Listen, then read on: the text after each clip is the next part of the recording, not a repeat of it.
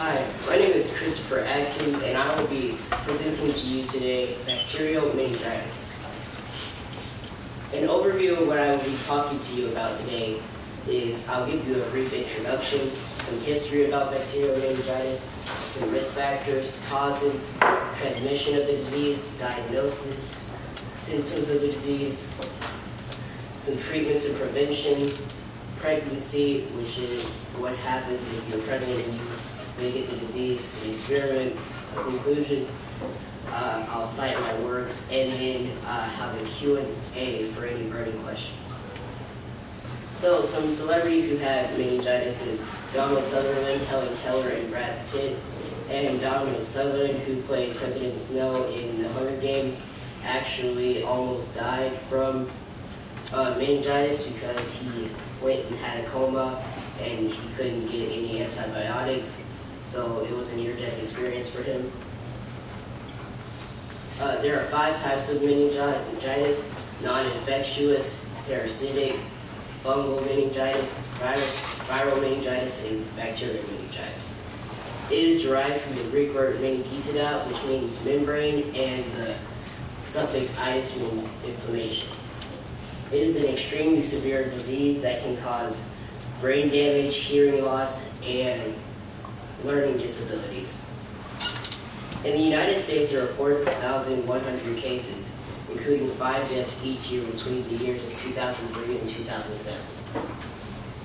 History. The first outbreak occurred in Geneva, Switzerland in 1805. The first evidence that linked bacterial infection as the cause of meningitis was recorded in 1887 by an Austrian bacteriologist. Organisms causing meningitis were identified in the late 19th century. By the end of the 19th century, more symptoms were described. Influenza and adenoviruses were found to be linked to meningitis in the second half of the 20th century. In the 19th century, it was noted that horses could be used to create antibodies. During the late 20th century, Haemophilus vaccines were introduced. There are some risk factors. Age can be a risk factor to getting bacterial meningitis because different bacteria is more common with the different ages, and I'll talk about that a little bit later. Community settings, when you work around more people in like a college or military and things like that, you can get certain medical conditions that can weaken your immune system, and just working with meningitis causing pathogens, like if you're a microbiologist and you work with the disease and the things that cause the disease, such as the bacteria, you can get bacterial meningitis. So there are 5 main bacteria that cause meningitis. There's Haemophilus influenza, Streptococcus pneumoniae, Group B Streptococcus, and Neisseria monocytogenes, and Neisseria meningitidis. So here is an age group chart showing which bacteria is more common with the different age groups. So in the newborns, Group B Streptococcus and Neisseria coli, the Neisseria monocytogenes are common with the newborns. Infants and children, the bacteria that's common with them are Streptococcus pneumoniae, Neisseria meningitidis, Haemophilus influenzae, and type B Haemophilus influenzae. And adolescents and young adults, Neisseria meningitidis, Streptococcus pneumoniae, and other older adults, Streptococcus pneumoniae, Neisseria meningitidis, and Neisseria monocytogenes. Neisseria meningitidis and Streptococcus pneumoniae are common with all of the age groups except for the newborn. So transmission of the disease. There are respiratory and adult secretions that can cause you to get the disease, such as like kissing your girlfriend or drinking after someone, and just with the saliva and the mucus, that can cause you to get the disease. It doesn't spread by casual contact, such as high fives and fist bumps and things like that. Eating contaminated food in a very rare case can give you Neisseria monocytogenes, and that's the only bacteria that you can get from eating contaminated food. And direct contact again with the oral secretions. Diagnosis: if you're suspected to have the disease, they could take a sample of your blood or the cerebrospinal fluid from your spine, and that will be taken to a laboratory to be tested. There's some symptoms of the disease usually show after 3 to 7 days of exposure to the disease. Sudden fever, headache, stiff neck, nausea, vomiting, increased sensitivity to light, which is another way of saying photophobia, or altered mental status, which is just another way of saying confusion. In severe cases, you can get seizures or a coma, just like Donald Sutherland had a coma. In babies or infants, you can get slow or inactivity, irritable, vomiting, or feeding poorly. Doctors can check to see if you have a bulging fontanelle, which is bulging in the forehead, or abnormal reflexes. And babies and infants are not common with the other symptoms that I talked about in the previous slides.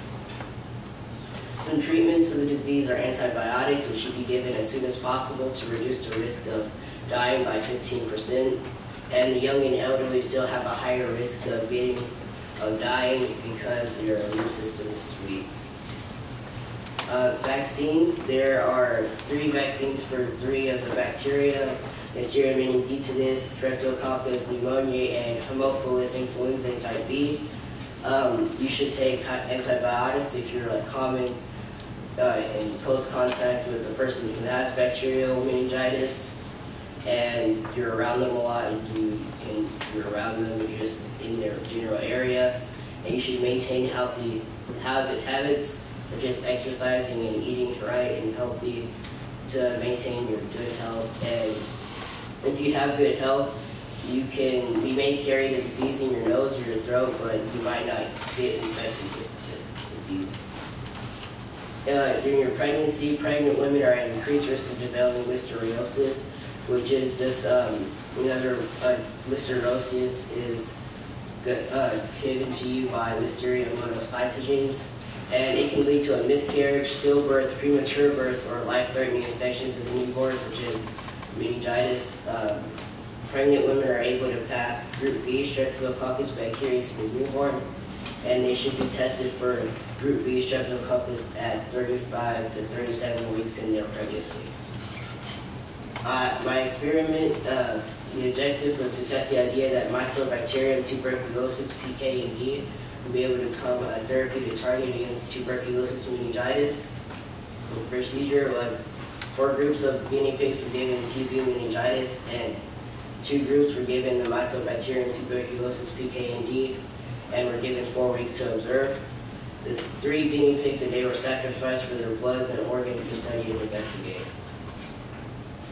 The experiment was ended because the morbidity rate was increasing at a shocking rate in the group without Mycobacterium tuberculosis (PKD), and the results are the Mycobacterium tuberculosis (PKD) was found to be helpful in finding a vaccine treatment or prevention in tuberculosis meningitis. In conclusion, I gave you guys an introduction, a history, risk factors, causes, transmission, diagnosis, symptoms, treatments, preventions, pregnancy, and an experiment. As Abraham Lincoln once said, thank you. All right, we have a question. Josh. I got 2 questions. One, in meningitis, you know how you have to take shots at the doctor for meningitis? How long do those last? How long do vaccines last, or just antibiotics? The vaccine. Vaccine. Okay, I'm not sure exactly how long, but I know vaccines are long-term prevention or to the disease, and antibiotics are usually more like they help you, and they're more shorter term in a quick fashion if you get the disease.